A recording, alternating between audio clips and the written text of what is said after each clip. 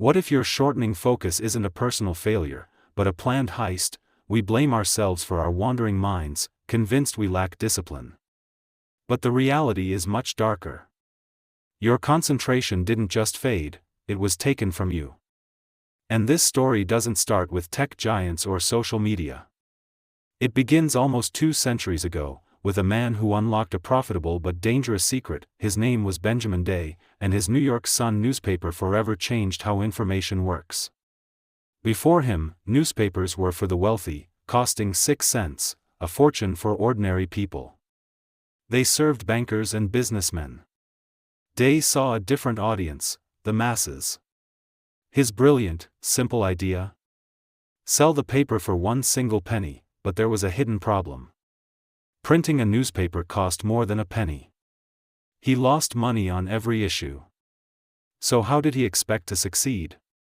He didn't, not from readers, anyway. His actual customers were advertisers. The newspaper was just the trap. The real product for sale was the reader's focus. Remember this: you are not the consumer, you are what's being sold. Your gaze is the product they trade. This created a motive that would poison truth for generations. To draw the huge crowds advertisers wanted, Day needed stories that guaranteed readers. His debut headline? Melancholy Suicide.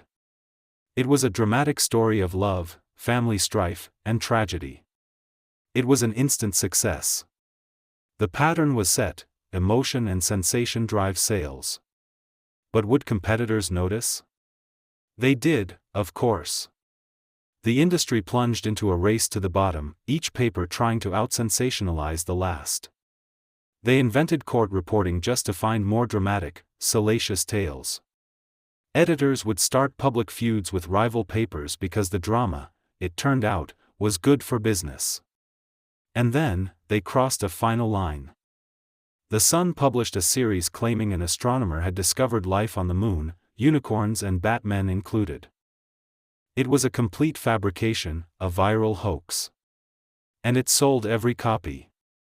The ultimate lesson was learned: fake news sells. This was the genesis of the attention marketplace. We even use financial terms, don't we? We pay attention. We describe it as a limited resource to be spent and invested.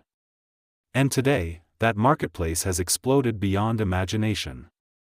By 2025, projections show nearly $500 billion will be spent on American advertising alone.